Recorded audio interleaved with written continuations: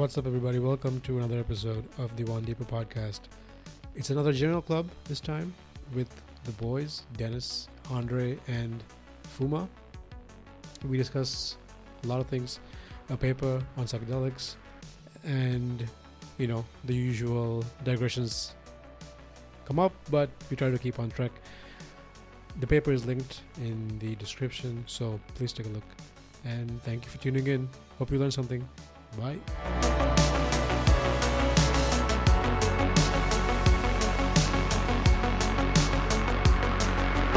Yeah, we're not gonna call it the. We're not gonna call it. We're gonna call it. Habaradu akan dambige.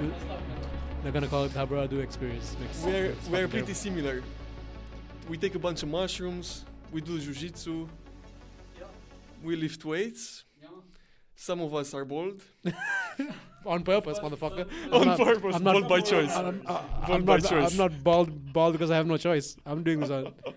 What is it? I want to be like this. You watch a lot of hunting videos, much like Joe Rogan. I want to learn how to hunt. I'll be honest. I really want to learn how to like. I think Dude, I saw some geese this morning on the pond. Did you see the geese, boys? You can't just the big ones. You can't just hunt geese, bro. Yeah. But they look delicious, dude. No. You can. Okay. Anyway, the point is... And they're pretty vulnerable. I think I can kill them with my bare hands. No, geese are fucking dangerous. They hiss and they attack you. Oh, yeah. They hissed me today. Yeah. I looked at the females, I think, and the male comes up with me. That's... Exactly. They're okay. When I say hunting is I want to know what it feels like to I've killed and eaten I've killed fish and eaten them, obviously. One nuts. But to shoot a higher order animal. Anyway... Boys, Fuma, welcome to your first journal club. Thank you. It's a pleasure. I hope you enjoy yourself and we can do this more often. Paper today. It's good. It's this whole entropy thing keeps showing up all over the place, bro. I've been thinking about it a lot, and I have a lot to. I have a lot to. I don't have a lot to say, but yeah, I do. But because this paper hits me, in a certain way because I am on a very mild dose. Well, I don't know if it's mild, but a dose of antidepressants. I've been on it for about 2 years now, about 3 years. I think it's just before start of the program, and I also take a small antipsychotic. I'm totally fine talking about this on air because it's just stuff I do. Cool. I know, I'm not trying to hide anything. So it's nice to read about this paper and a lot of the things that they talk about. Really, I'm like, oh man, yeah, this is exactly how I feel, or this is exactly what it's like, So this idea of being stuck in one loop of thought, right? Just constantly thinking of these things the same way over and over again. And there's this amazing game, text-based game called Depression Quest. Okay, so it tries to give you an idea of what it's like to be a depressed person, right? And one of the things is you start off at this person I'm in bed, right? And then there are a bunch of options you can choose to do, actions to take. But some of the actions are just they're there. You can read them, but they're crossed out.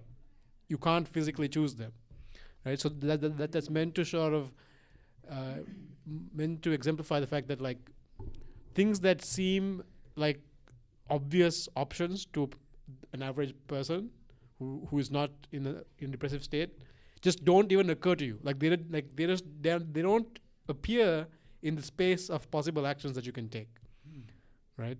So. This has been something very interesting. So, the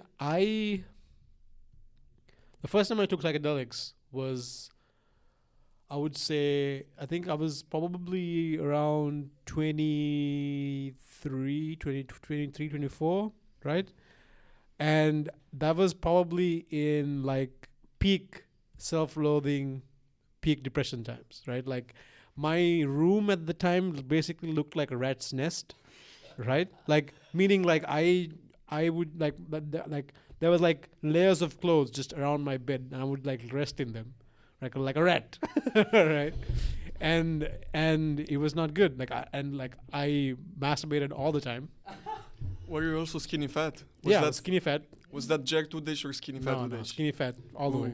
With Right. rolls on your neck. No, I wasn't All that. those No, like Chinese actually, dumplings. the only thing that sort of probably kept me alive at that time was that I did get introduced to weightlifting and being in the gym by somebody from my fraternity, and that was the only thing that got me out of my apartment. Right, I went to the gym. That's the only thing I did. Like I didn't have friends really, and because they had lives and they wanted to live them out, right? And they wanted me to join them, but I just never wanted to do them. And I would, by some miracle, I'd go out on a date every once in a while, right?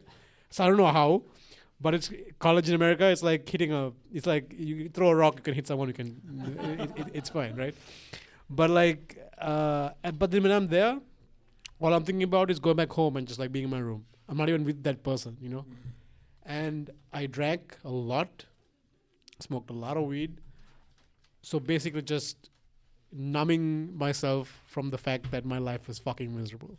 And yet the gym, like in the gym, somehow you that was found one thing. motivation Yeah, to that go. was that and Dota. It was weird. Video games obviously keep you they make you forget, right? So when I played Dota for that 20-minute, 30-minute session of a match, I was motivated, I was driven, I was like excited, I was getting shit done. I felt I had a purpose, right?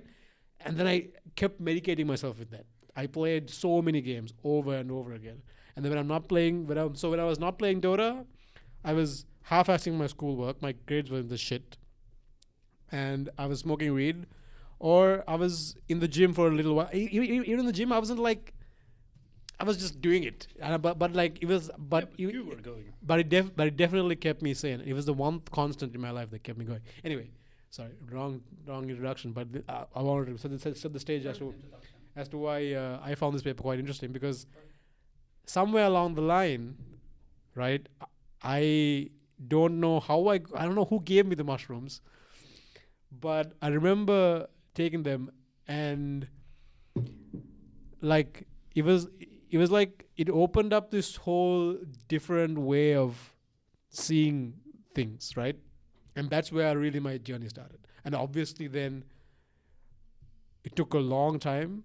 You know, nothing improved immediately, but it gave me a glimpse that I don't have to keep thinking about things the way I'm thinking. And a bunch of things sort of converged. I was introduced to Jordan Peterson around like a little while later. And then I was like, oh fuck, I need to get my shit together, right? And then it started, right? Little by little, I started on this, and then I finally got therapy, which is, for anyone listening, psychedelics. You can't just take a bunch of mushrooms and think, yeah, I'm good now. You need help, right? If you think you need help, it's useful to go talk to somebody. But anyway, that's the place I'm coming from. And to be fair, that seems real much in line with in the paper. If you go around page 15, it talks about depression, OCD, and addiction.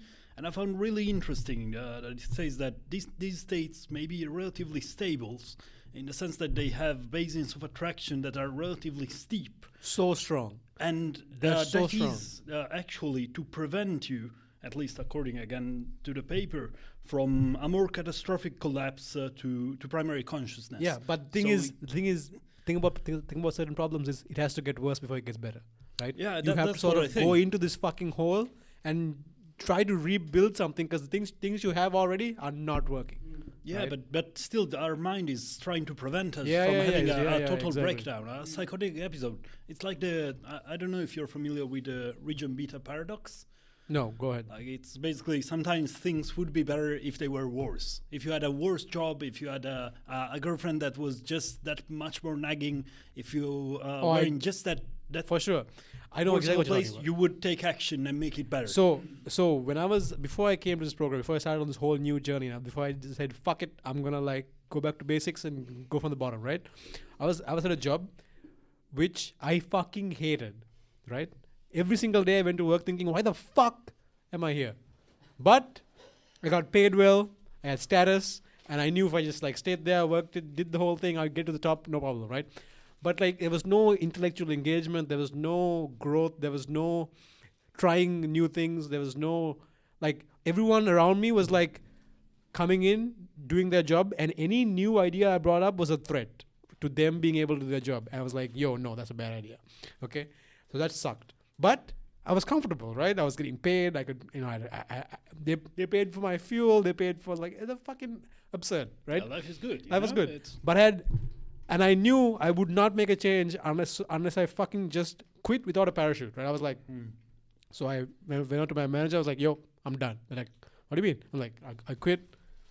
That's it. And then I gave notice. And then I was like, fuck it. Now I got to figure some shit out, right?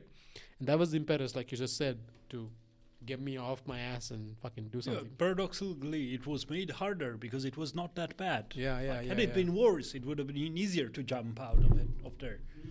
I think that's a bit what our brain does in those situations. Like, it really tries to hang on to those cycles that it found to be stable, that maybe depression or OCD or addiction, just to prevent, of course, how's it called? A psychotic episode would be a terrible thing, but it may be. Bring that thing closer to your mouth when you speak a little bit. Just pull it closer. Yeah, that's right. Yeah. Do you think that maybe is this generalizable to just like narrow-minded individuals? Like, I'm thinking about some adult people at times, like my grandpa, for example. His mind is stuck in like the 80s, and he's thinking like an old caveman to me. Is that kind of the same thing? To be fair, I was while reading this paper, I was also really thinking about the social implications, because nowadays we're going more and more towards an economy that is ever changing, a society that changes more and more quickly, and keeping this sort of pre-conscious state, this more malleable consciousness, or being able at times to revert back to it by the use of psilocybins or other means, maybe a tremendously useful. Whereas before, when things were stable, you do not need to change as much. You can form your grown adult mind and sort of be stuck in those loops. It's great if things do not change. But if society keeps changing, then you have to keep adapting or die out. And I think that's what happens with old people. That's part of the reasons they have a harder time adapting to new things. This is really interesting. So basically, one of the things that you take away from this is that in today's society where things are moving so fast, it can be more beneficial maybe than it has been previously to be more adaptive and to be able to change this attractor, these basins, and kind of, change with the flow of the time and make sure that you're up to date with everything. Exactly. That's. I would want to run experiments on society. Like, I would totally imagine myself doing A/B tasting on children and old people with mushrooms. Like, I really wonder, how would a mushroom taken at 8 years old change a person's life? It might not I want to do that quantitatively, not qualitative study of interviews and questionnaires. Maybe even I want to see what changes in big-ass groups of people, thousands and thousands of children that take mushrooms and they take a placebo. I'm really curious how those lives turn out. I mean, Daddy Huberman had spoken some shit about taking mushrooms before 25. But still, at least from what friends told me, the primary states, the psychedelic states, offer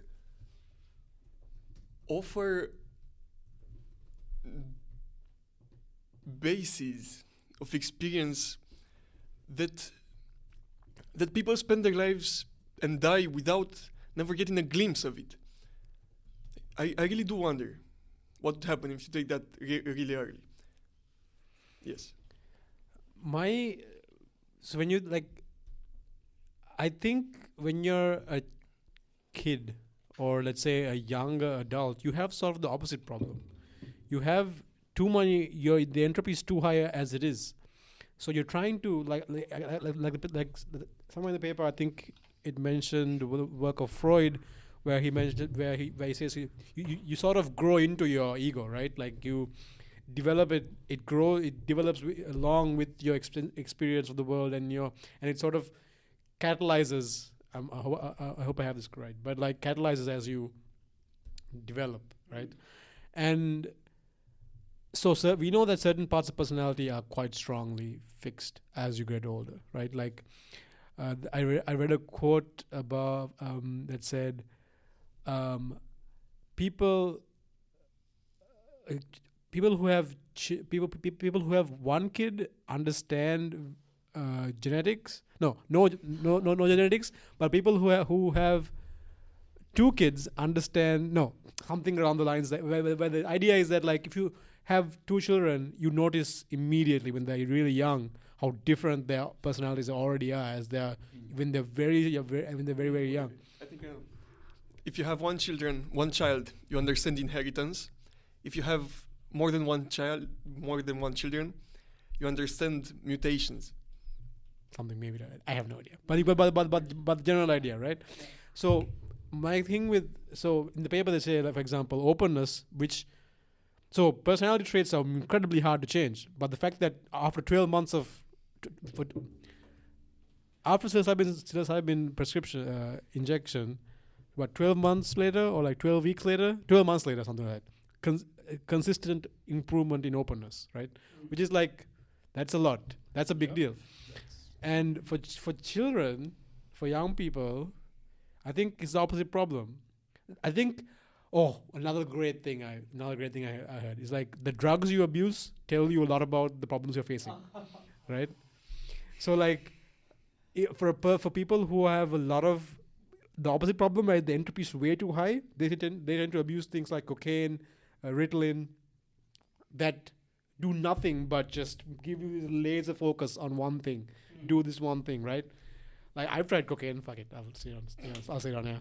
Let's make a round. It's an appropriate moment to make a round. Not a round. I can't go to jail for things I've done, right? I mean, things I've taken. Let's say instead what drugs have been done at this table. Let's not put a name on the drug. In the table. Okay. Anonymous. Okay. Mushrooms. That kind of dominates it. Mm-hmm. In all shapes or form. Pills, I think. We're about to get expelled. Truffles. Regular shrooms. Body shrooms. What else? Acid. Yeah, yep. That also. You agree, Dennis? I don't know. What else? You naughty boy. Opium? No. Sativa. What was that? Salvia? Salvia, definitely. Salvia root? Salvia is something else, bro. That shit is nuts. That's what Dennis told you. Ritalin, Molly. Like liquid. Yeah. Ecstasy. Okay, why are we... No, this is not good. This is making us We'll look cut terrible. it out. We'll cut it. This is making us look terrible, right? No, it's too late. No, just caffeine and alcohol. Caffeine, alcohol. Not often. Yeah, right. Alcohol for the antioxidant. For the... What was it? The red one.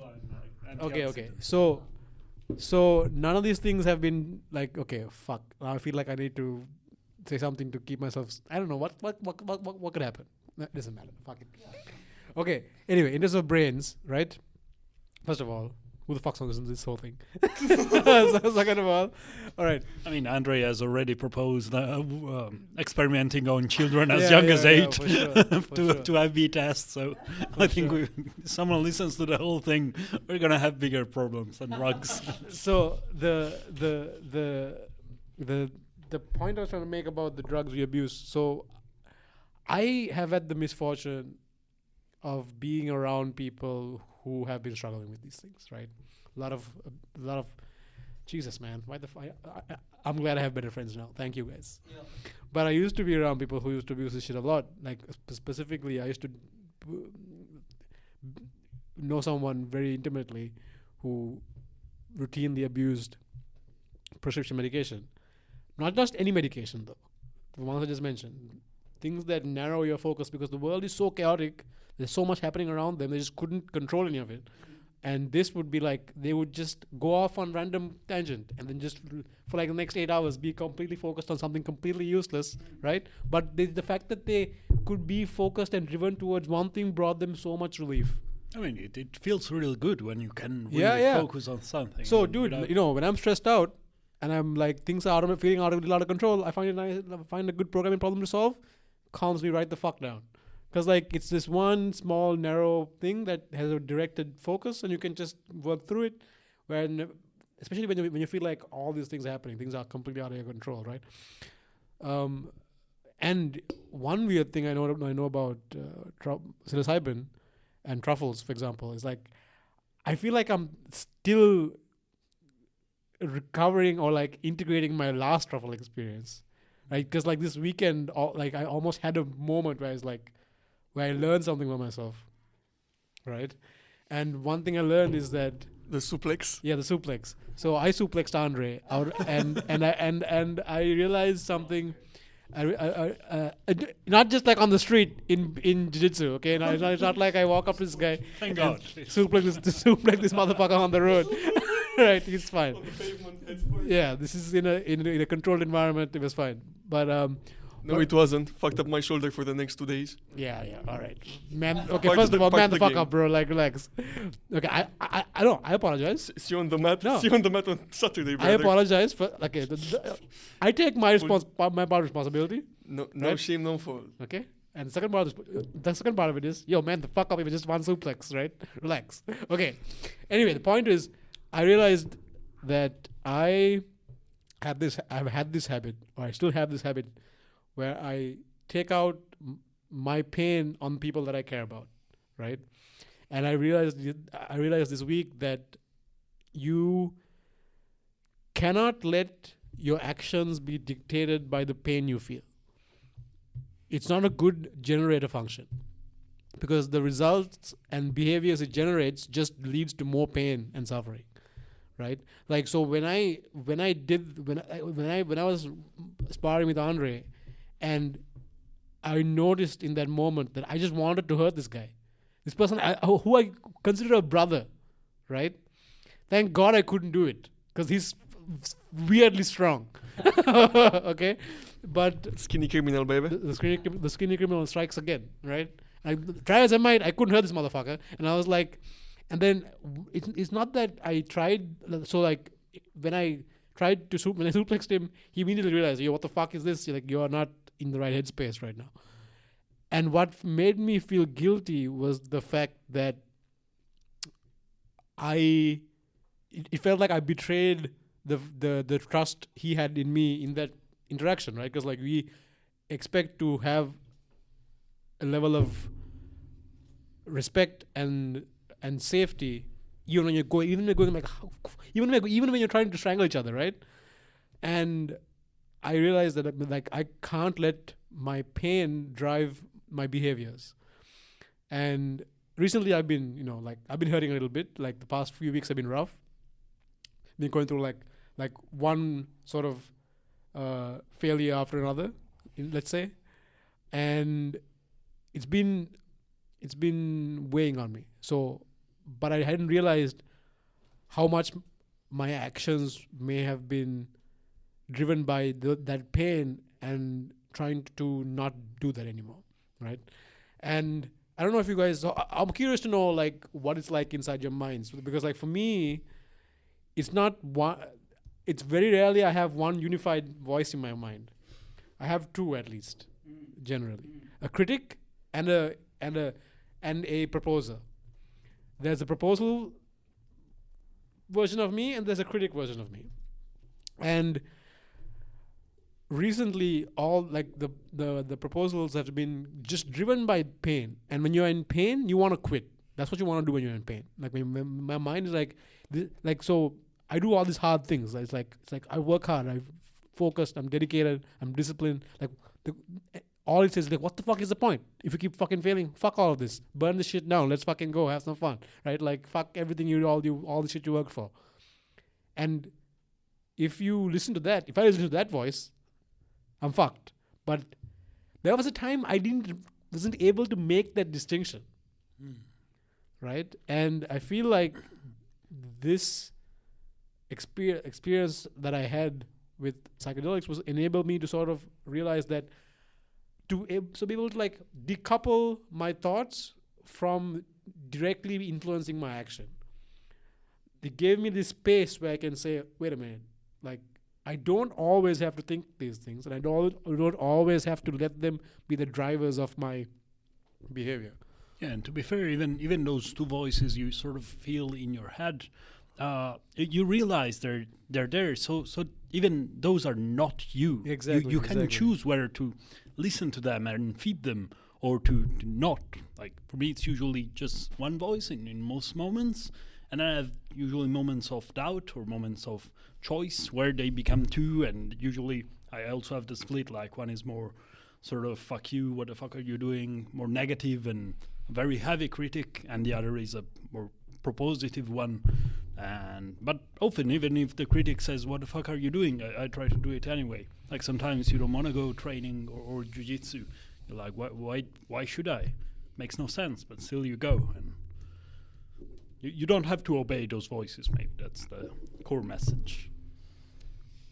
So I've never done psilocybin myself, but from starting to look into this and what it's really doing to your brain and what the kind of therapeutic effects are, I'm convinced that one day I will try. But I think I'm gonna wait until I'm 25 or older. God bless. God bless. For the simple reason that, from what most people say, the brain keeps developing until you're 25. And just like you were mentioning before, Udish, like take a child, for example. Maybe they don't need psilocybin because they're basically on psilocybin permanently, all of the time. Why would they have it? But here's the question I have. And I can't answer this myself because I don't know what it's like.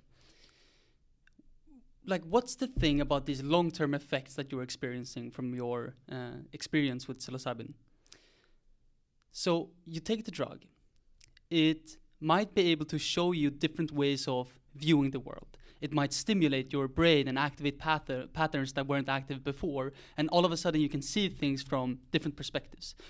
Do you think that just having that experience, just realizing that it's possible to see things from a different perspective, allows you to go back to that moment after the trip, like you were expressing now, and just sit there and be like, wait, I know that I don't have to see things for what they seem to be at first, because, I remember from my trip back that things are much more complex. They can mean different things. Or do you feel like there is another change that has taken place? The way I see it, I see it as a hill, the human psyche.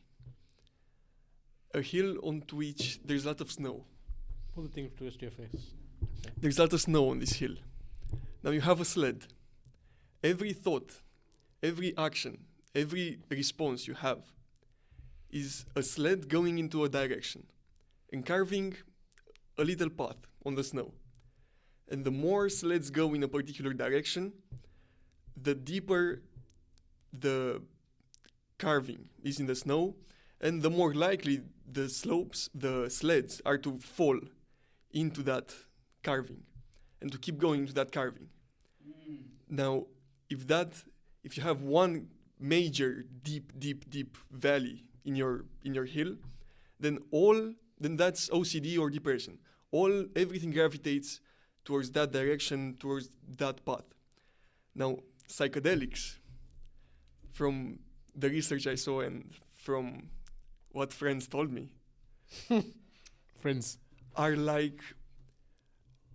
just like starting to snow on your hill all over again, and the peaks and valleys filling it up, getting filled up again. And now the sleds, the thoughts, the behaviors, the reactions are more likely to explore, to go in other directions, to go in directions they haven't been there before. But the valleys still form after the trip.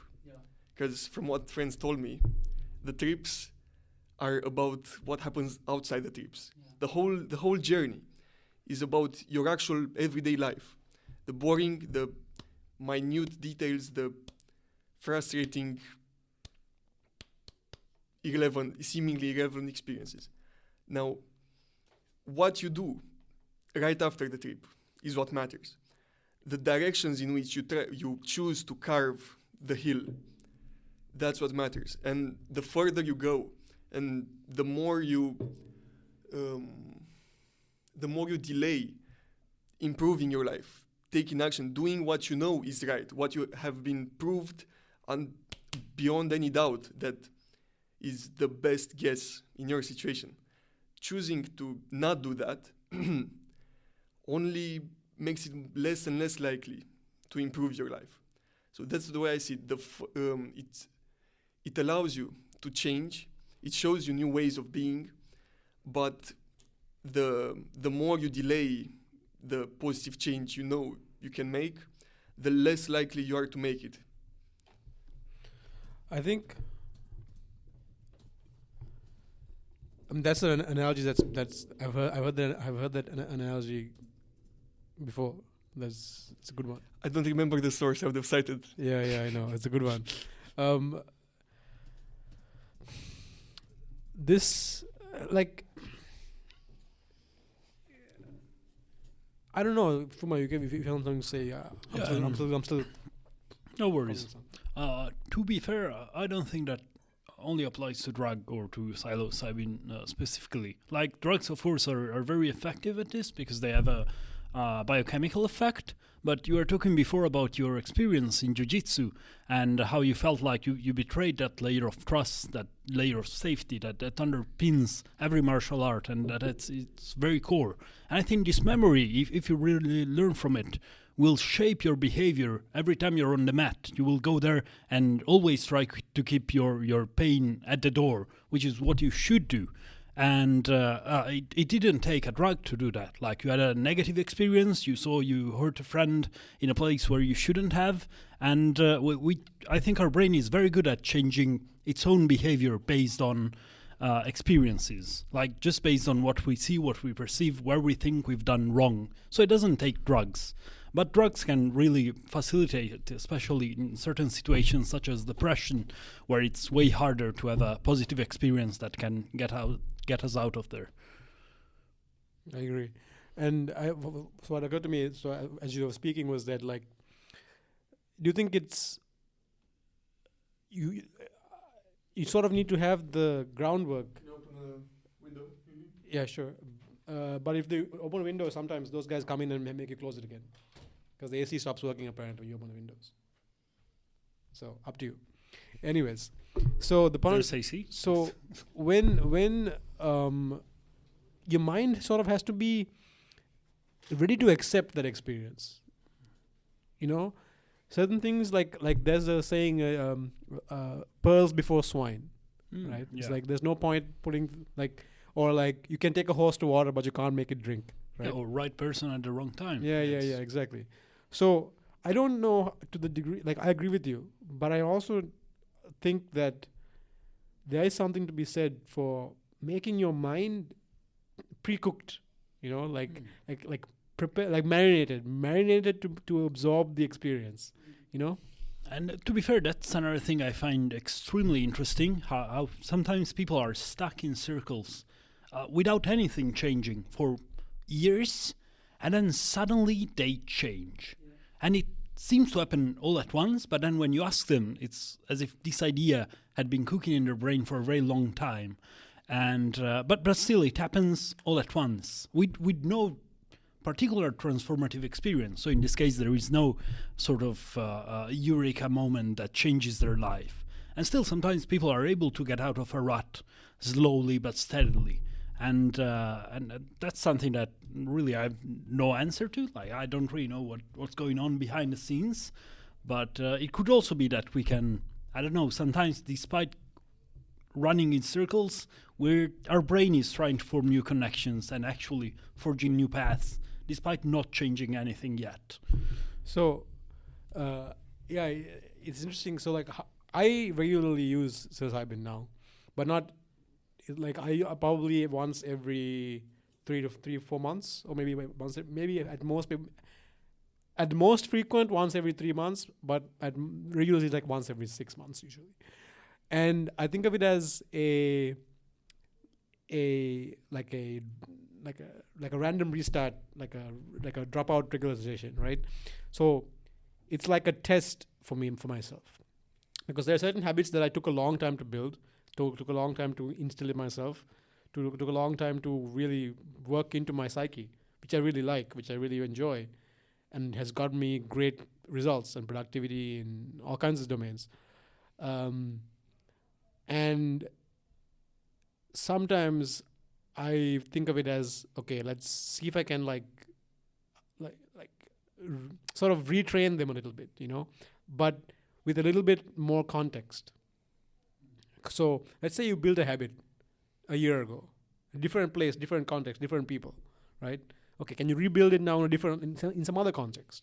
So can you incorporate a little bit more information from the environment? So for me, I'm always thinking about how much should I... So I think of myself as someone who is controlling the weights of a neural network, right? Which I am really, actually, if you think about it.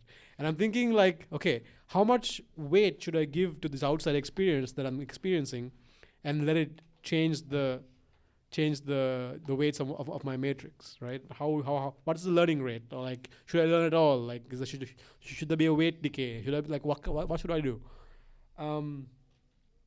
So in that sense, I think that's the most useful way for me to use psychedelics now, because I rarely have like ego dissolution like experiences.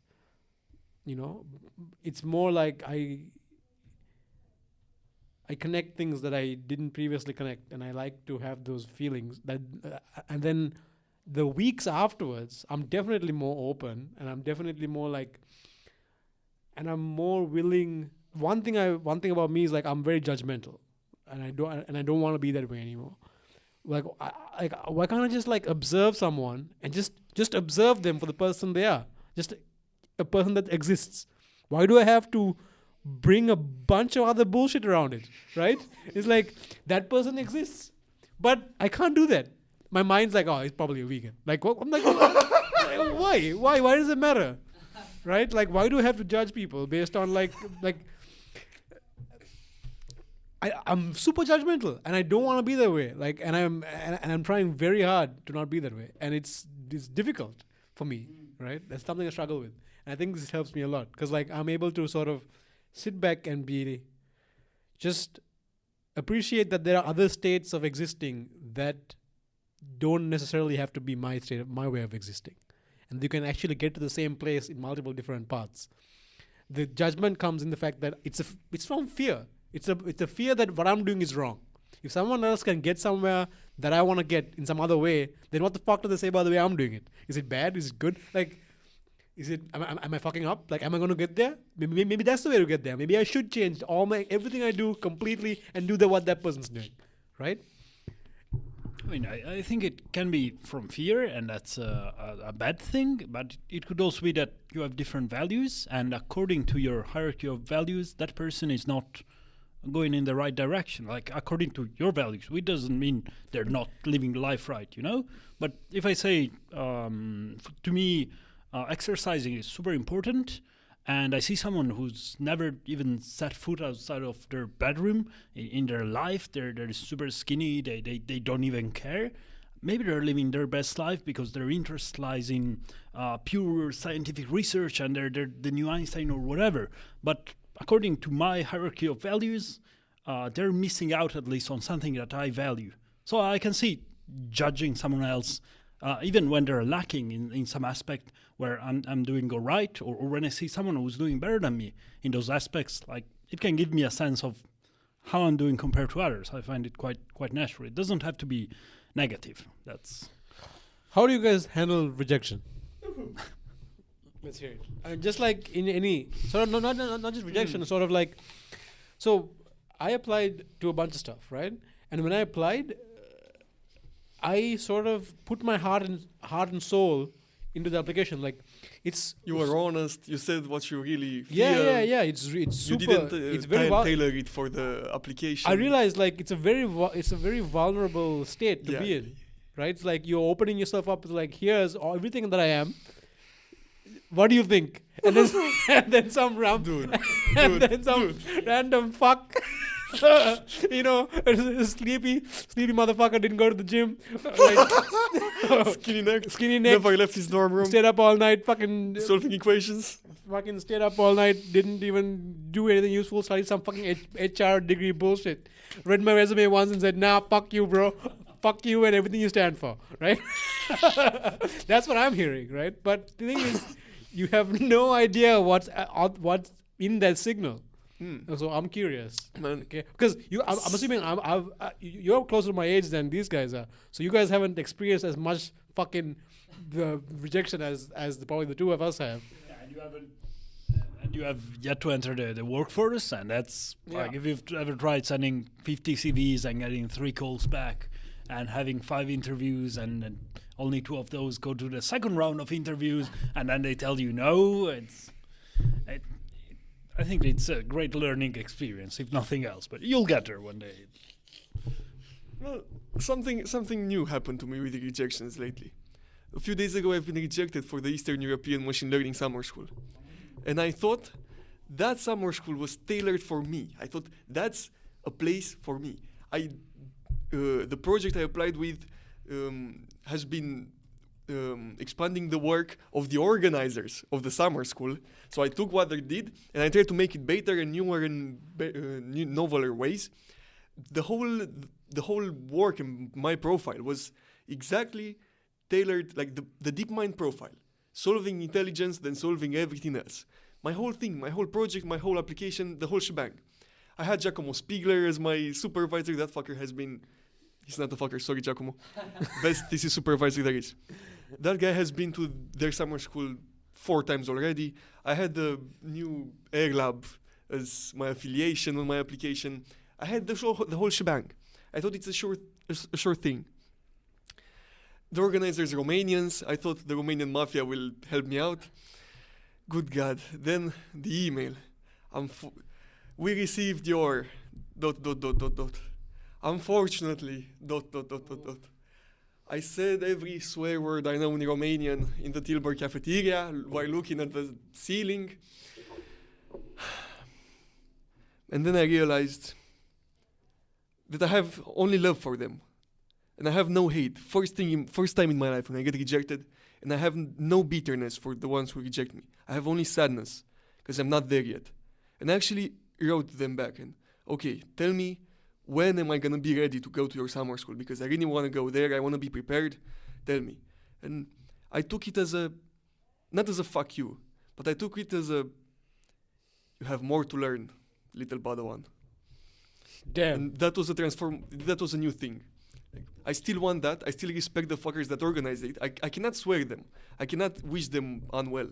Because I respect them and really like their work. And they're also Romanians. We have the same genes. I still like those fuckers, and they reject me, but it's okay. That was the feeling. I hope it's staying like that for the future rejections I'm gonna encounter. That's an amazing story, Andre, and I think that leads on to very nicely what I wanted to say about rejection. So I've had some pleasure of being able to appreciate some rejection, not only from girls, but I was stuck in Sweden for 1 year after my high school studies, because I wanted to go to Canada to study, but it was cancelled due to COVID. And when I got the rejection, it was too late to apply to a new university. So I was kind of like forced to stay in Sweden to work for a year. And it was during the pandemic. So the labor market was shit, as we all know. This was 2021.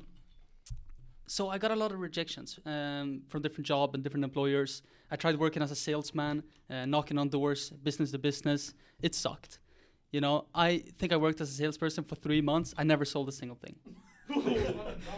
Single thing. Traveling salesperson. Yeah, you know, you start questioning yourself. You're like, what the fuck? And also, each failed sale is a rejection. Yeah, it feels like a rejection, exactly. But I think that it taught me something about rejection, which Andre just mentioned, which is that it shows you what is really important. When you go after something and you get rejected, and it sucks, it hurts, but you still say, hey, fuck it, I'm going to keep working for this. That's how you know that something is truly important for you. Because it can be hard at times to understand what's important. At least I experienced this. That, you know, I'm only 22 and at times I just don't know what's important for me. But when I go for something and I fail and I don't feel this anger or hatred towards them, but I feel this sadness, right? This disappointment, this, hey, I still want this and I still gotta work for this. That's how I know that it's really important. You learned that this summer school is really important for you. And now you can work towards that. That's valuable. Amen, brother. God. Bigger men than I. Like, for me, the issue was getting to that point. I had to look past the pain first. because it hurts too much for some reason. I don't know. Like for me, these kind of things hurt a lot. Like, it makes me wonder, like, why the fuck am I here? Like, what am I doing with my life? Like, I should just fucking off myself, right? Like that's the problem. That's the problem. Like that valley is super deep, right? And that's basically that's a symptom of depression, right? It's like because the valleys don't end where they should end, you know, right? The valley should have ended like, oh man, that sucks. This valley is like, oh man, that sucks. Oh, you hate me? Everyone hates me. No one likes me. I suck. Everything I do sucks. All my work sucks. Everything I ever wanted to do is a failure. Why am I alive? I should kill myself. That's the trajectory, right? But it's getting better. Like it's not. It's been a long time since like, it'll get there. I'll think it'll happen every once in a while. But like it's never been like. You know, there was a time where, like, it's improved. Like 80% of the like 80% of the time, 80% of the time, I'm nowhere near that depth. But it used to be the other way around. It used to be 20% of the time I was nowhere near that depth. 80% of the time I was always there. You know, so that's way better. That's already a much better improvement.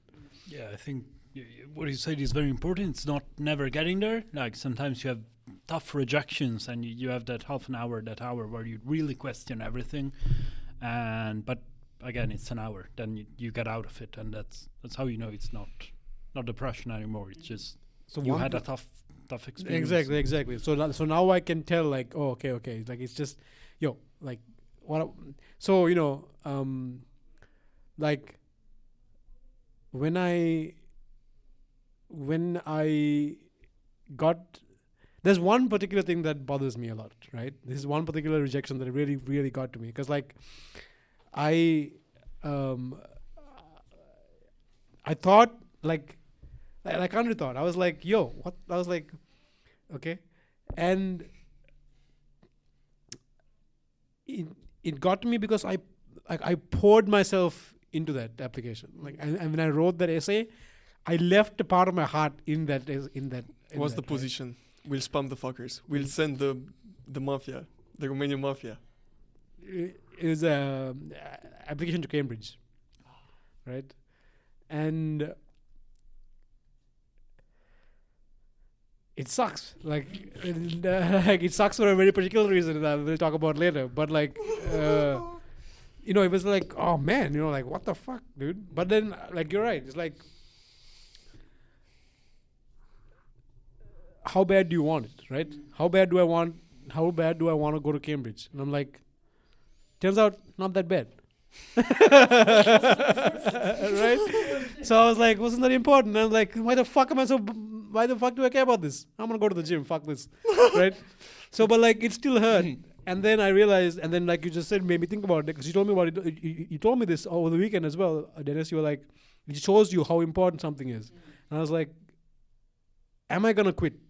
What do I do? Am I going to try to go into Cambridge? And I was like, no, I don't fucking, like, it doesn't matter. Like, I should focus on doing the masters now, publishing some shit, and like going to a PhD program that I actually fucking give a shit about.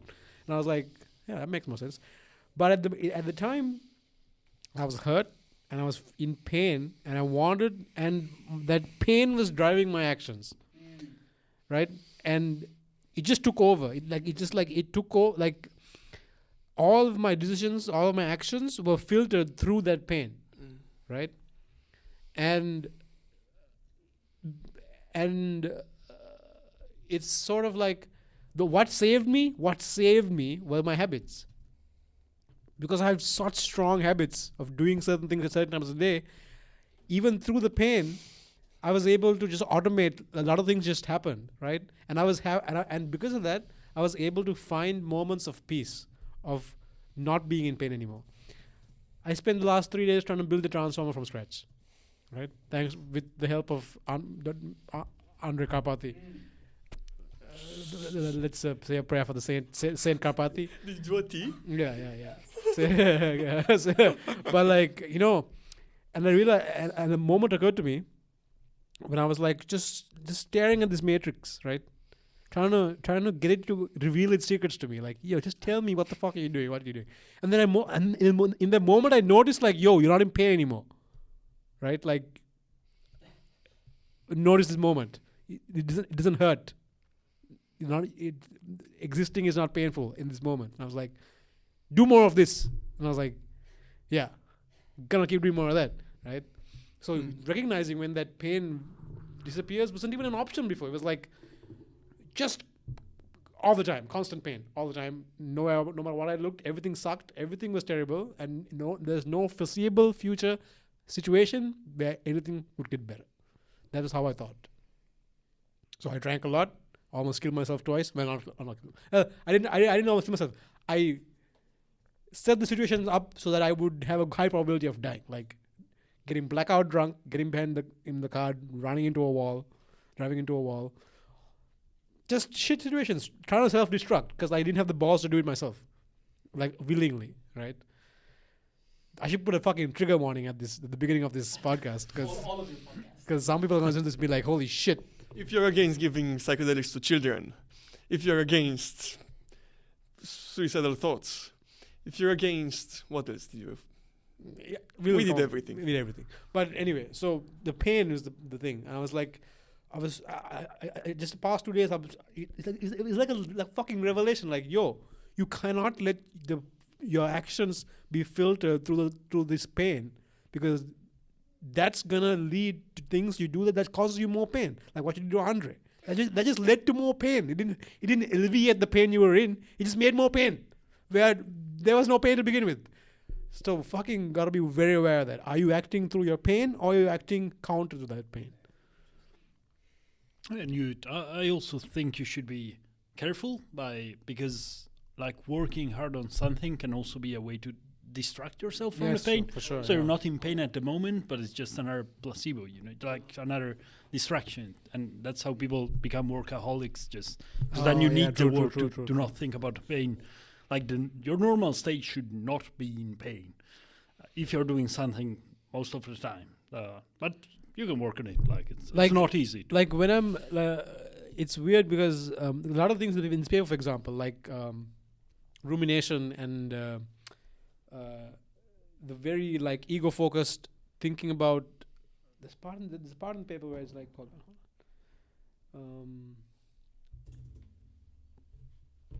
where the fuck was this? It was like, thus, if the DMN is hyperactive and connected in depression, does this imply that mild depression is an evolutionary advanced state? The phenomenon of depressive realism has been recognized for several decades and sits comfortably with the idea that the primary function of DMN is to support metacognition. Anyway, so there's a point about like this state where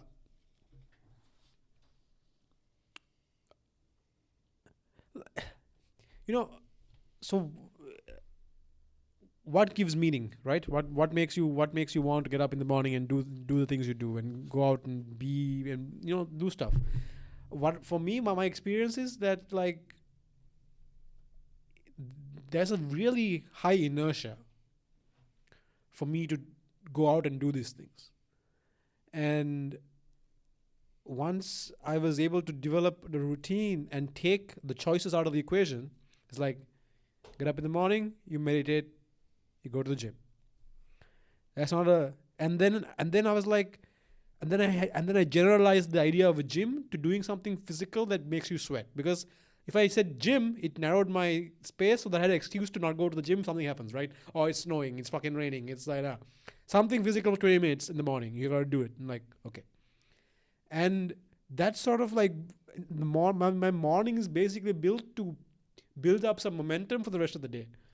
Because otherwise, for me, it's like I'm like a fucking shark. If I stop moving, I'll drown. And I don't know how to explain that. It's really weird. Maybe it's just a case of what I'm experiencing, but like. No, I completely get it. Like, I'm so afraid to miss like a gym session when I've booked it, because I'm afraid if I don't go this time, maybe I won't go next time too, and the one after, and I will just stop my good habits, and I'll be completely out of it, and I'll get back to staying on the sofa all day. like it makes sense to keep up. Like it's a good basin, and you want to keep it up. It's a good habit. But your point It's- about becoming a workaholic is well taken. Like because no one would suggest that I'm a very fun person right now, because like, well, I don't know. Like, the thing is like. No, I have shit to do, man. Like, and there are things that I want to get done, and people are like, "Yo, let's fucking go do this." And I'm like, "No, I can't." It's But like, Here, I think we go back to the what matters to me, what Dennis proposed before. You know, I don't think everyone should be fun all the time to be around. Like I'd much rather work on my shit 80% of the time, and then once a week I go out with friends, and I hope they have a pleasant time with me, as I really do with you. Like you're a pleasant person to be around. thanks, man. Yeah, maybe you're not Joe Rogan level of comedy, not yet, but not everyone has to be. You know, Motherfucker. working on it. Got a podcast. Yeah. But it's again, if that for some people that's really important. They have to be the most fun person to be around. To me personally, it isn't, and I wouldn't want to invest more energy than I do in being the most fun to be around.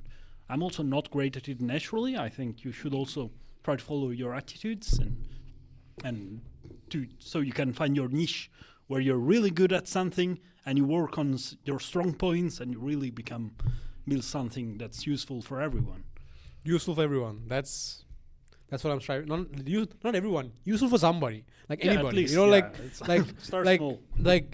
just like instead of just being useful to myself, like just like trying to fucking do something that, like, I want to do something that, look, here's the thing. I love humanity.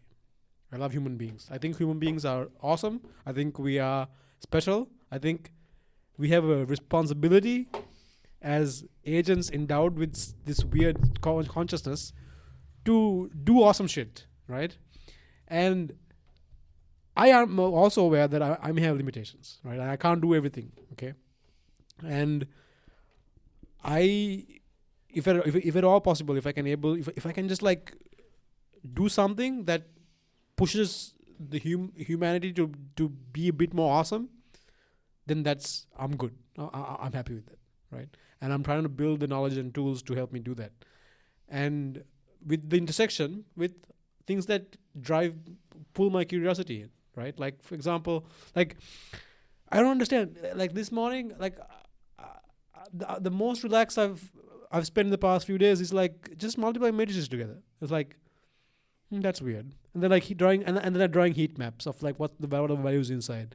And then like, okay, well, what if I take this matrix and just make it 2 vectors? Like, and then I was like, okay, wait, do matrices, like, are there things that are true about vectors that are not true about matrices? And I looked it up and I was like, oh, there is, because my intuition was like, oh, if you can apply it to vectors, maybe all of us will. But there are things that don't just naturally translate. Like, for example, you can calculate the similarity between 2 vectors, cosine similarity, but there isn't a direct analog for the similarity between 2 matrices. Right? You can flatten the matrices out into the vectors and see pairwise vector similarities. And there's all I was like, this is the kind of things that I like doing. I'm like, oh, I learned that this morning. I was like, oh, that's fucking cool, right? And when I'm doing stuff like that, I am like I'm not in my. I guess in a weird way, what that does is that it opens the space of possible states, right? It's like it's an increase in entropy in a weird way. Because when you're discovering something new, you're sort of adding to the possible state of things your mind can be in, right? So like a very lonely and miserable state for me is like inward focused, thinking about myself and about the things that I'm experiencing. A less miserable state is outward focused, trying to see between the lines of the reality that surrounds us and the things that we use every day, right? So when I look at something, I'm like, oh man, I didn't know how that worked before, and now I'm like, that's cool. In the process of getting there, there's a relief. There's like an analgesic sort of pain relieving effect for me. That's how I experience, like learning about things. Then it's just so we don't forget. You took a bunch of notes. I'm really curious what your notes are. I have a few good notes, but I would like actually, so I just thought about something, which is that I think that in a sense, when you sit down to do this work, that does exactly what psilocybin does for you. So you said it increases your entropy, and I was like, wait, no, it decreases your entropy. But then I was like, no, yeah, he's right, it increases your entropy. But hear me out. So why do you find it so enjoyable to sit down and just focus on a problem, multiply matrices? Well, I think that's because that really reduces the possible actions and perceptions that you can have at that point. You kind of sit down, life is kind of away from you doing something else. You don't care about, Cambridge. You don't care about your past. You don't care about anything else. You're just sitting there, multiplying matrices, trying to understand what the fuck is going on. But in a weird way, that reduction of entropy, in a sense, there's also an increase here, which you described is all of the possible things that you can learn about this, right? But what we've also learned is that an increase in entropy is not necessarily bad. Like taking psilocybin, for example. It makes you see things from new ways, in new patterns. That's an increase in entropy. But that can be really nice because that can allow you to find a future state of lower entropy. It can help you escape the basins, the deep slopes that Andre described before, that you're stuck in, and maybe discover some better ones that reduce your entropy more. So you're taking on this kind of short-term entropy by sitting down to work to find lower entropy states in the future. And isn't that kind of what psilocybin does? I think you really bridge something between this paper and the entropy, psychological entropy paper we read last time. Because in the paper, they specifically say like there are certain states of behavior that increase entropy in the short term, but decrease it in the long run.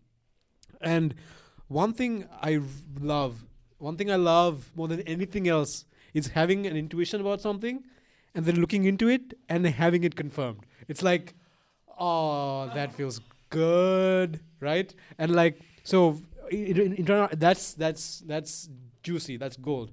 But what happens when you have an intuition and the only way you can confirm it? Well, right now I'm fortunate because even though I have these intuitions, I have these ideas that I want to see, I'm fortunate that people who are smarter than I am, who have also had the same intuitions, have worked these things out, and the proofs exist on the internet, right? So when you do a PhD, essentially, is like a PhD is you having intuition, and no one else has given you the evidence. So you have to come up with the evidence yourself, and then show yourself, this is what it's about, and that's this idea of increasing the short-term entropy, and then in the service of reducing it overall in the future. That's gold, I think. Yeah. And for me, I'm curious as to why there's this really pain and anxiety just vanishes when I get sucked into a problem. I don't know if it's a coping mechanism or if it's just like a fucking something I've come up with, but it's just like, it really calms me down. It really makes me feel like, yeah, you know what, dude, it's okay. You're gonna be all right. Everything's gonna be fine. Like it's gonna be cool. No, it's strange, man. I don't know.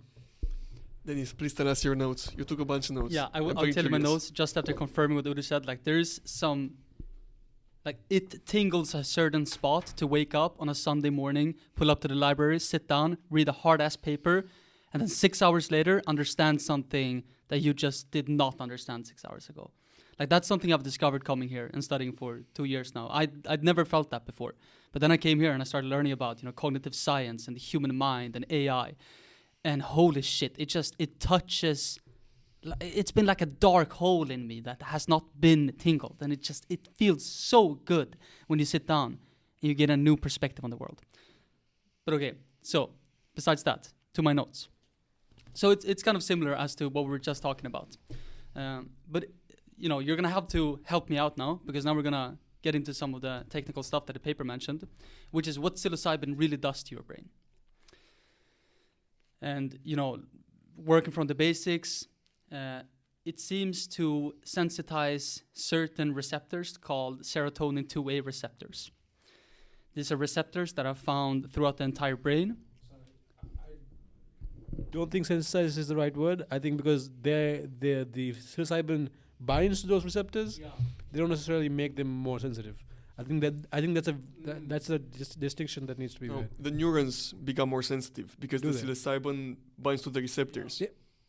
No. Yeah, but the receptors don't become more sensitive. The receptors are there as they are. The psilocybin binds to those receptors. It's not like they make. It's not like the receptors are more receptive. They're receptors. They exist. The receptors are simply like locks and keys, right? When neurotransmitters come to their surface, they bind. If they match, they bind and they activate the ion channel, the action potential sequence. Okay, so I don't know beyond if it how makes happens- sense to say that it becomes. This is nitpicky shit, but like, I feel like this is something Moran would be like, hey. No. Okay. So one level of abstraction higher. Is it correct to say that psilocybin increases the firing rate of serotonergic neurons? Yes. Okay. So let's keep it at that, right? That taking psilocybin makes your serotonergic serotonergic neurons fire more. Great. Not all of them. Not all of them. Yeah. The one mentioned in the paper. Yeah, the pyramidal neurons. Yeah. Exactly. So these are neurons that are found in the.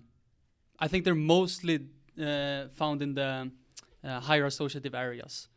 Yes. Which includes the cerebral or neocortex, especially I think in layer 5 they mentioned it. But we don't have to get too much into the neurobiology. It's definitely not important for my question here. So getting back to that point, what psilocybin seems to do in your brain is that it seems to decouple certain regions and certain networks. They especially talk about the DMN, the default mode network, which is the set of brain regions and areas that are active when we're basically not doing anything. So the idea of the default mode network is that this is what's active when we're not completing a task. The opposite, for example, would be the task positive network, which engages when we're actually performing specific tasks. Then there is the medial temporal lobes. And I'm not exactly sure what the function of these are in the context of the paper. I know they're really important for memory, okay, especially explicit memories. So we have this like patient HM, for example, is the famous example. He had lesions to his medial temporal lobes and he had severe anterograde amnesia. He could not form new memories. He had some access to his old memories, but he could not form new memories.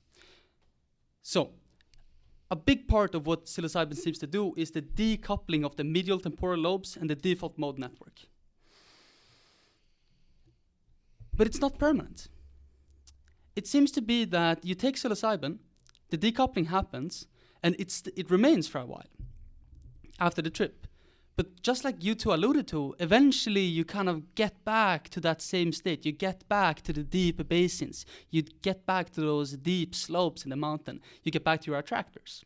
They might be different, but somehow the network gets back into the previous state. It gets back to this subcriticality, as they call it, which is a state of lower entropy than might be completely optimal for information transmission. And what I'm thinking is that psilocybin seems to serve as a really good tool to increase your short-term entropy, but also somewhat guaranteeing that you get back to that low entropy state in the future. I think this is why the benefit of psilocybin is mostly seen when it's also coupled with cognitive behavioral therapy, right? So you get you increase the level of the entropy, and you also all of a sudden you're aware of these other states that you can achieve. It's like, whoa, wait a minute, I don't have to keep going down these fucking paths. Then you add that with psychotherapy and CBT, let's say. Then you build the new tracks. You build the new habits and new behaviors that help you stop going down those same low slopes anymore. Because like just increasing the entropy is not enough. The post psilocybin session assisted therapy, I think, is important because it helps you rebuild new paths of behavior, right? that you can now slide down through instead of the same old shit that you've been going on all the time. But the psilocybin sort of, like I said, pre-cooks or like marinates the brain, like gives you the states that you need to be like, oh, okay, here's some other ways I can be and exist. And sorry, last point, the fact that the default mode network is most active when you're not doing something task oriented, right? And I feel completely brain free when I'm focused on doing something. It makes so you're right. I'm basically tripping while I'm focused on something, right? It's like, like so when I'm on a task focused thing, doing one thing, moving towards one thing, my default mode network is quietened. Everything else is focused on getting this thing done, and because it's quietened, it can't take me down those stupid fucking tracks it keeps taking me down on, and I'm relieved by this pain. When you're in the gym, when you're between reps of a set, right? You're task focused. You're like getting the next thing. Your default mode network is like it's quietened down. That makes fucking perfect sense to me. I don't know what you guys think. Yeah, no, it's really interesting. No. I just wanted to confirm that that's also the idea I got from the paper, that it makes your brain sort of more malleable, but of course it's invaluable to have a guide to direct it towards the right track once it's not in this, once it's, again, more malleable. But what I also found really interesting is this notion of suboptimality, that we've sort of reached a compromise, and but we get stuck a bit too much, a bit more than what would be great for us, and psilocybin can help us go back to that previous state.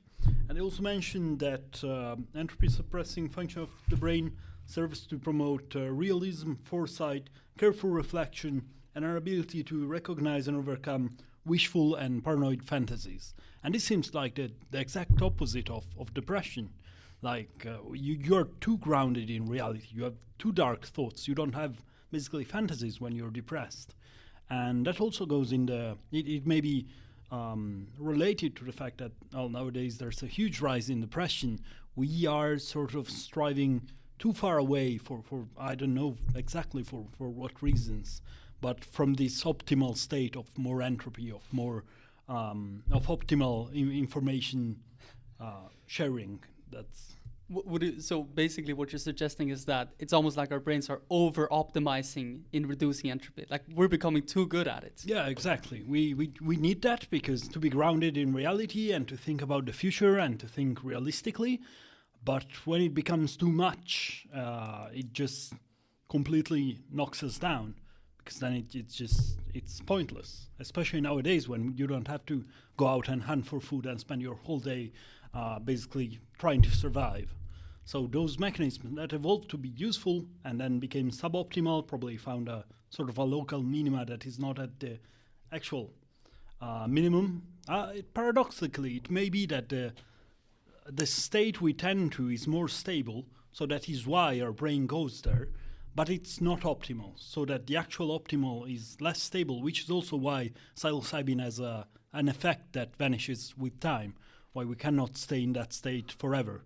It fluctuates back to the original, or at least to another stable state after a few hours or weeks or whatever.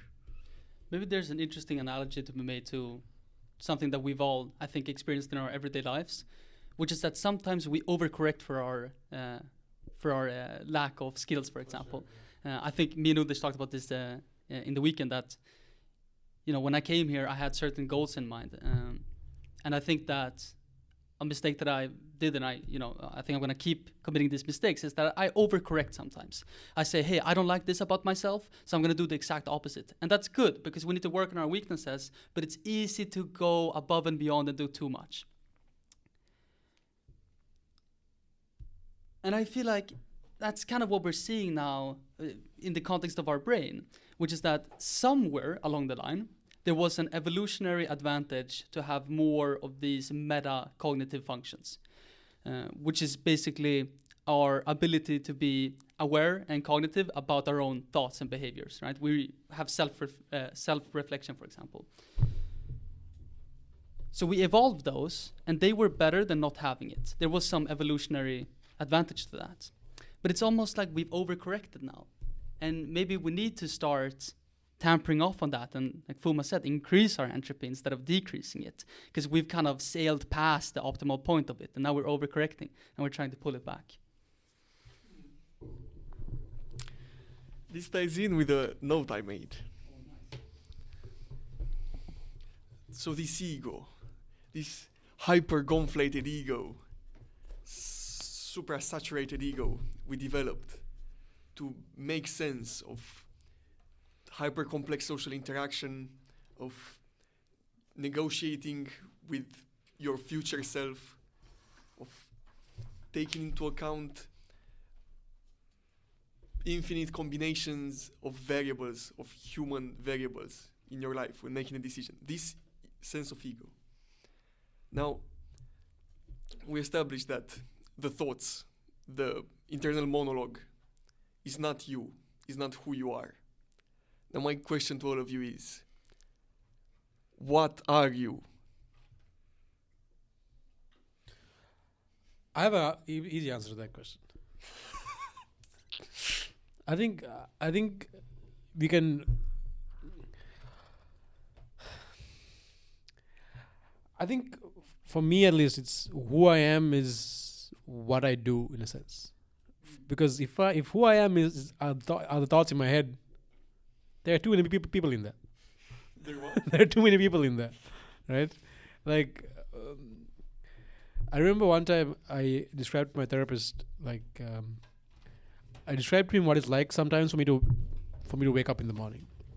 It's like, I said, waking up in the morning feels like this. It's like I said, I start out in this hallway, which is very quiet, right?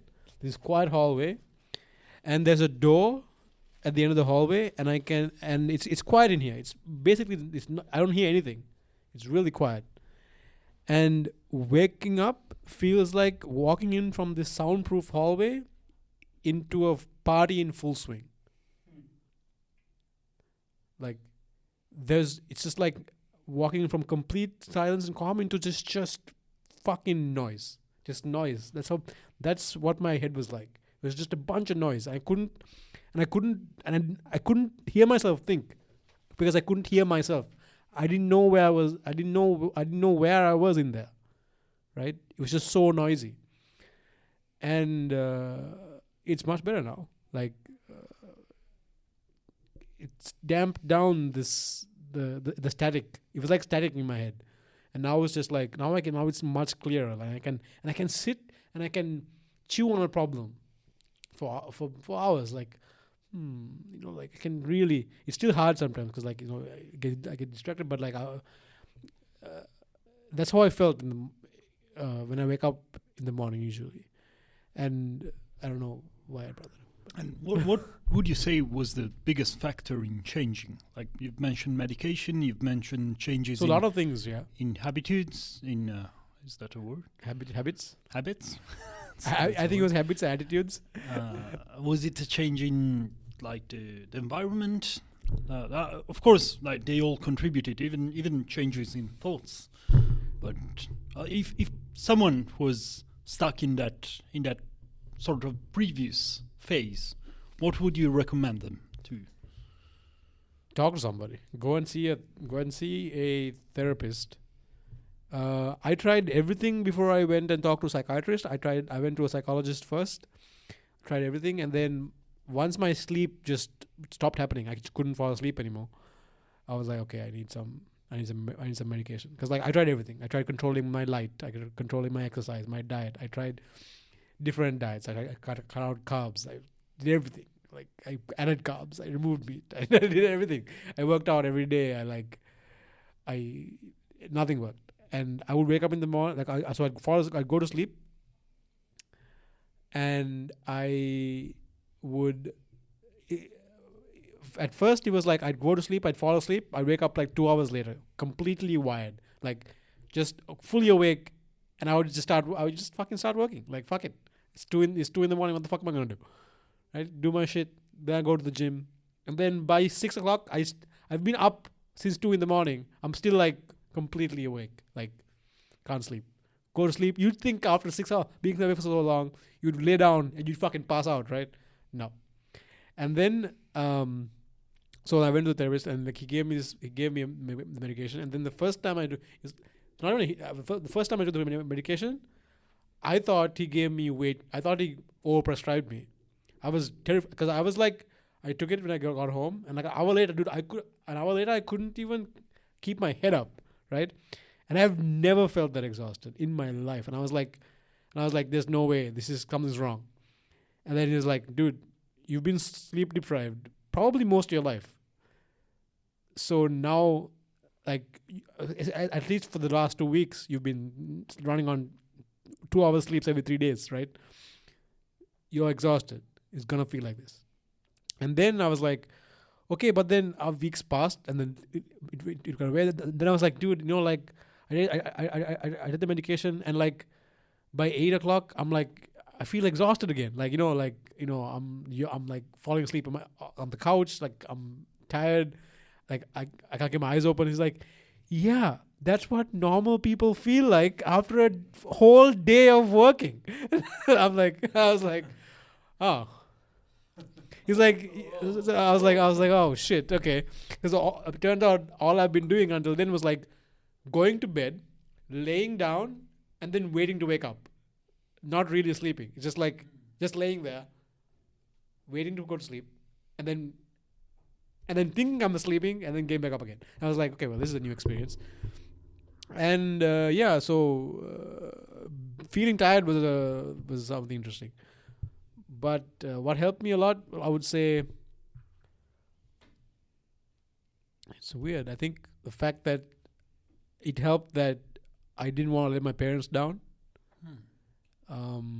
Because I remembered and I saw everything that they did for me.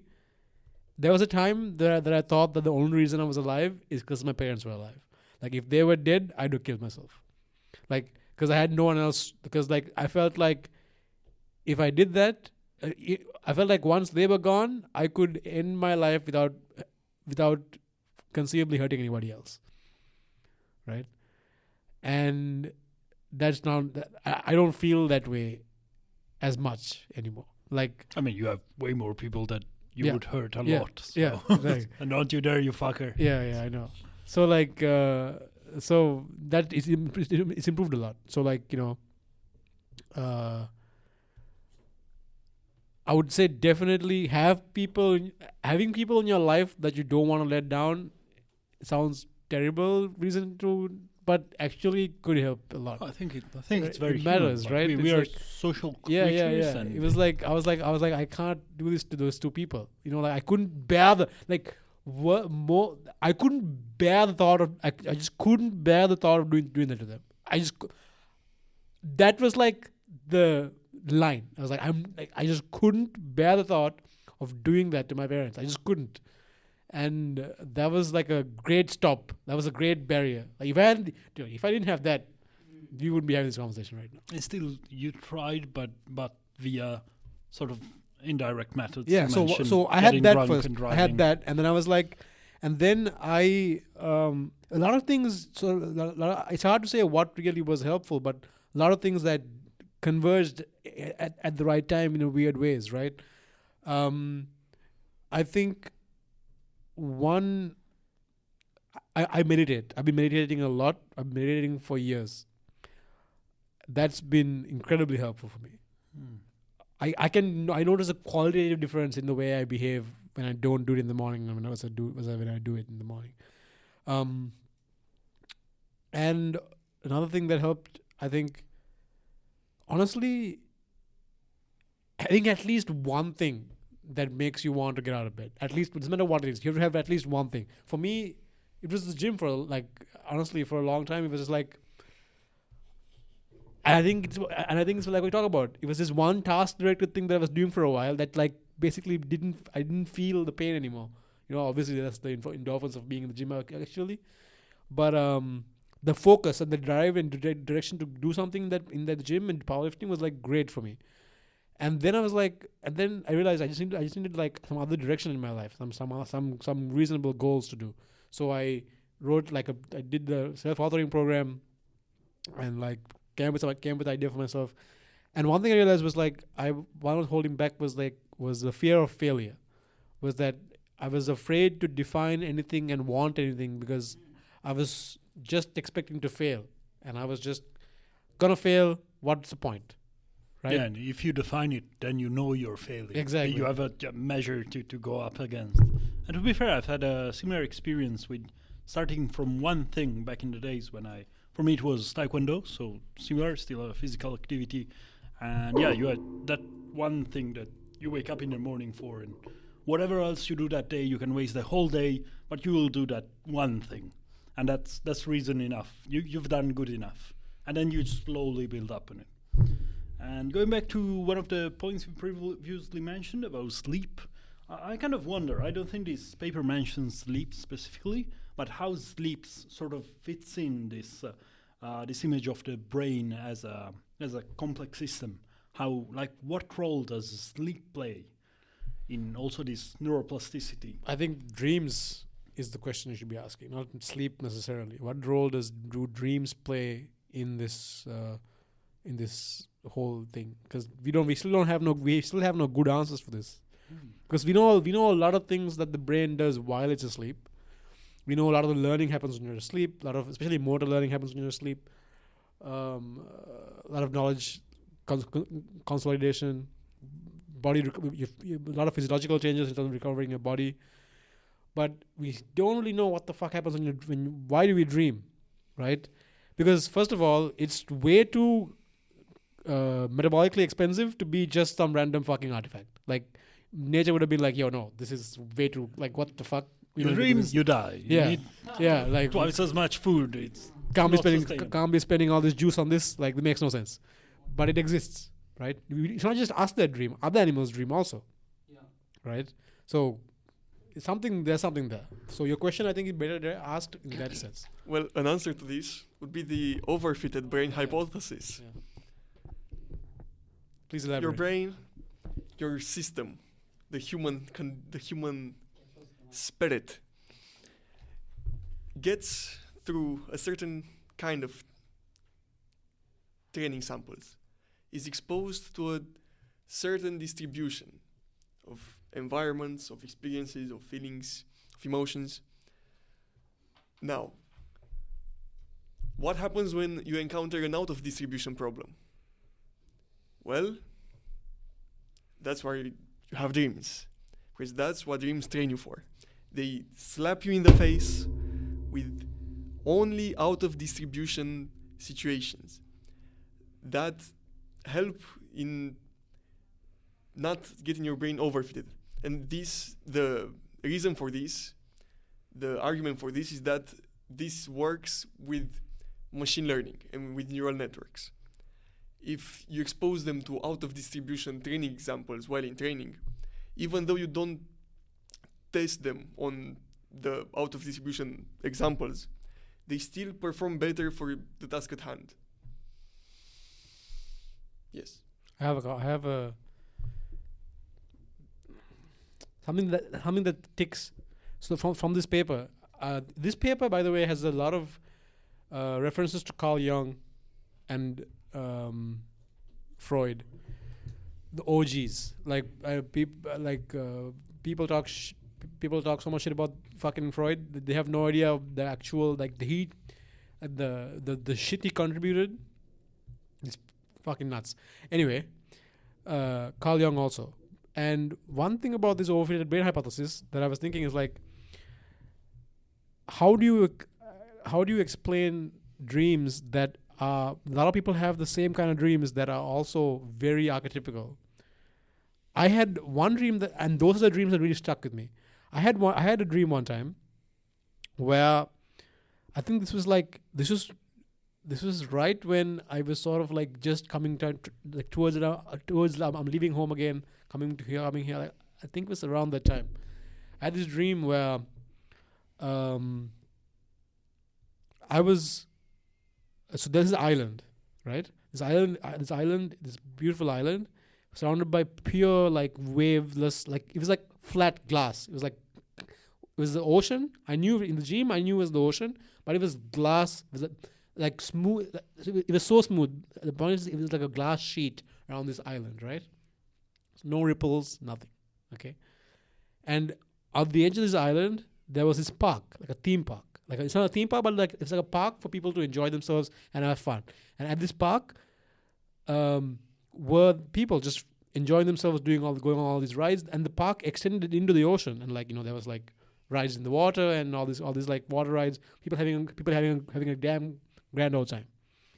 Okay, and I noticed that people are enjoying themselves, and parts of these rides and the parts of the structure that they built on this island were slowly disintegrating. Like they were falling into the ocean, and they were breaking, but no one was noticing, right? And I was the only one who I was like looking around. No one was noticing it but me. Okay, I was like, what the fuck is going on? And then I dove into the water, right? And I was flying through this water, and when I dove into the water was full of giant alligators, like dinosaur size. I mean, in that dream, it's hard to explain. I perceived ancient reptiles that were the size of mountains, right? So the island, I was underwater, the island disappeared. It was a dot in the sky. And underneath, I could see country-sized giant alligators just swimming around this island, right? Nipping at it. Peterson predatory reptiles. Dude, nipping at it at this structure, right? And they're waiting, just like the chaos underneath this disintegrating order, right? And that dream stuck. I'm telling you now because it stuck with me so. I woke up that day like I felt transformed. I was like, it gave me like. Because in that time I was struggling between if I should leave Sri Lanka at the time or not, because when how long ago was that? That was about 2.5 years ago, right? Because 3 years ago before the program started, 3 years ago, and around that time a party was elected to the government, which was like I knew this was like it just fucked, right? These guys were openly killing journalists. Like this is not good, right? And that dream was like, and it's how I saw people around me, like not seeing the monsters that are underneath the surface, right? Waiting to engulf their little island, which is Sri Lanka's island, right? And I in that dream, I was superhuman. Like I was flying around the water, like through their teeth, like around their heads. I could see, right? And I was transformed. And that morning I woke up so much like energy and just like drive. How the fuck do you explain that? Like I have no idea. Like that was such a defining moment for me. And that could have been just days and days of thinking about this. And your brain is finally like having this dream where it's showing you an out of distribution thing. And something that's out of distribution, but it's more real than reality. Right? Like it's a condensed version. It's like taking reality with all of its noise, taking the principal components and showing you just those principal components. Right? Yeah, talking in machine learning terms, it's almost a latent space of reality. Just read the key components shown very clearly in very simple terms. That's right. So fascinating. So about maybe what you're seeing in your dreams is not random training data. It's the latent space, right? But latent space in terms, it's like latent space using t-SNE. Right? It's the latent space visualized in some way that you can understand. Because latent space otherwise stretches through billions and billions of years of evolution, through the existence of the universe itself. How are you supposed to understand the latent space? You're not, right? And maybe your dreams are like a dimensionality reduction representation like Disney to show you the meta-real things which you can't really understand, but still work on you at some level, right? That could be what it is. I think that's more based on what on this paper that I just read about the last line actually. Wait, where does it say? Where is it? I highlighted it now. I want to talk about it.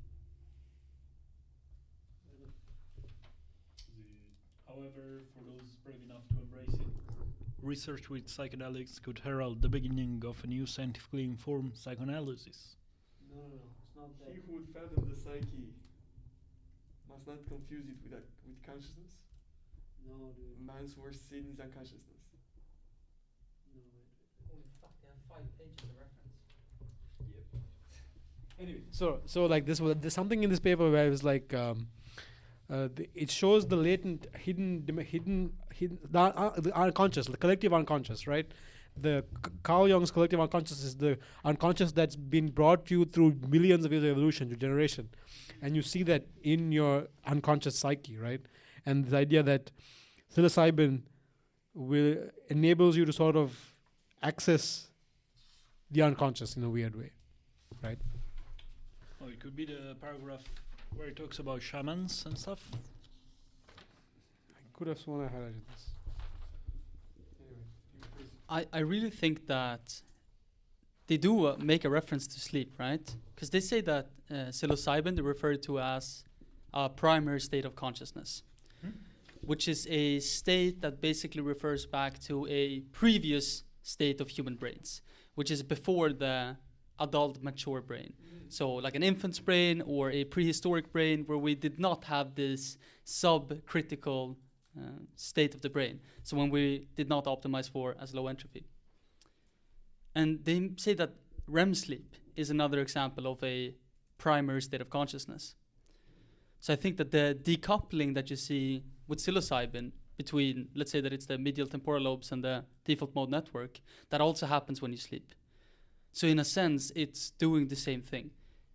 It's giving you this ability to detach from yourself, from your ego, and to experience things in ways that you were not able to experience them before. So it's like a trip. And when you woke up that next morning, it's like getting up the next morning after taking psilocybin. And you've been able to see the world from a different perspective, from a new point of view. So we know that REM sleep is actually like therapy. So for example, when you wake someone up while they're in REM sleep, they'll be anxious and they'll be depressed because they're actually dealing with the emotional content of the day. And you're actually asleep homeostatically changes depending on the kind of day you've had. If you had a day of reading and collecting information about facts and things and places and stuff, you have more deep sleep. If you had a rougher, emotionally charged, stressful day, you have more REM sleep. Danny Huberman taught me that. Boys, sleep is fascinating. What do you think we should read for the next paper? We're past 90 minutes. Usually we lock this up at 90 minutes. And now we should take the moment to lock in the next paper. Sleep. Because We gotta take a paper on sleep. we gotta, like, otherwise it never happens. Like, fucking sit around wondering about this shit. We haven't done any machine learning things in a while, bro. Okay. Okay. Do that. Yeah, we should probably let's pick something a little bit technical. Well, we could do both with the paper mentioned by Andre about replicating sleep in machine learning algorithms with random. He was talking about the That's right.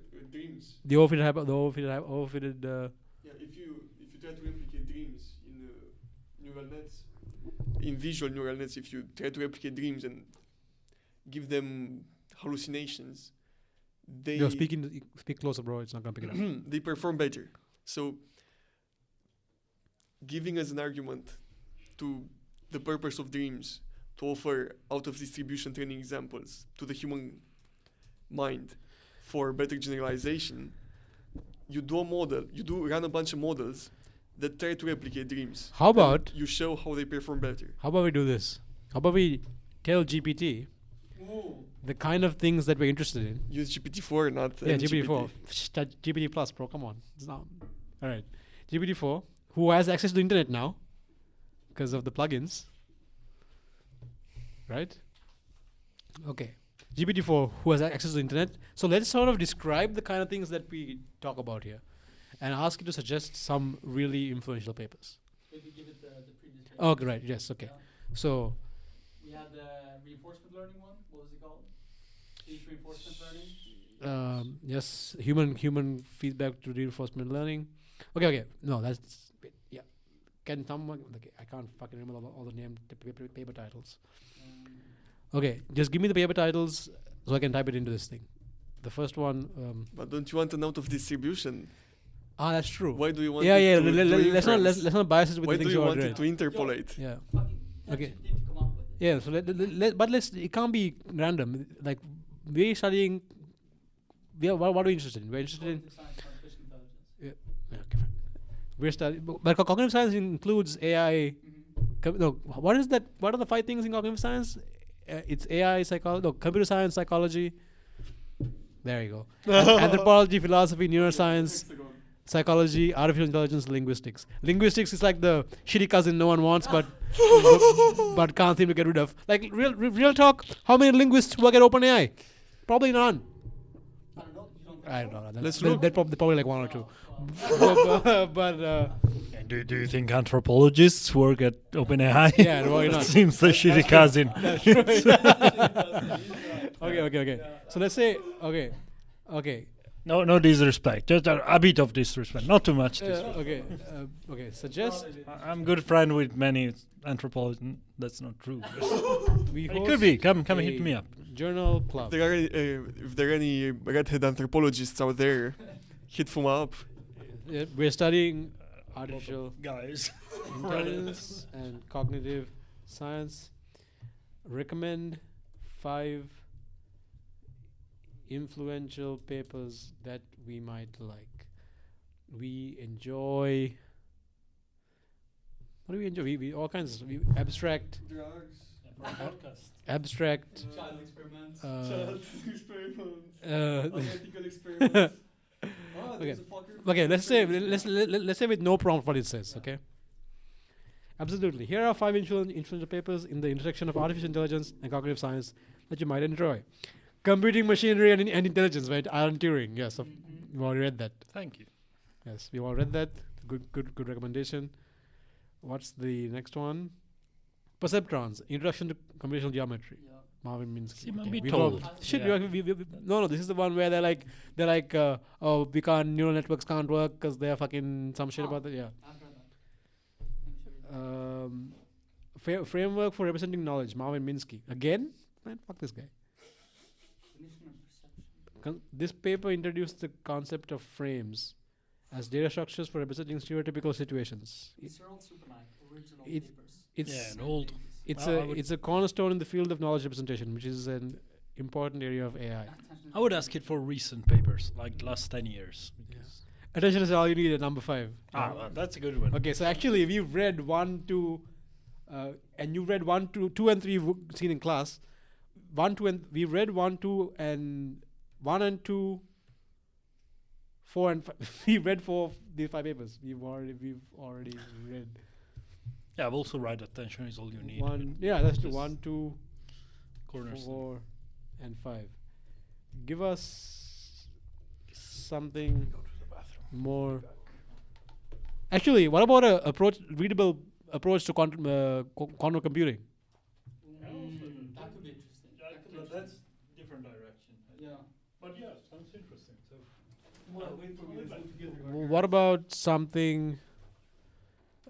What about a paper that is a gentle introduction Oh yes. to quantum computing?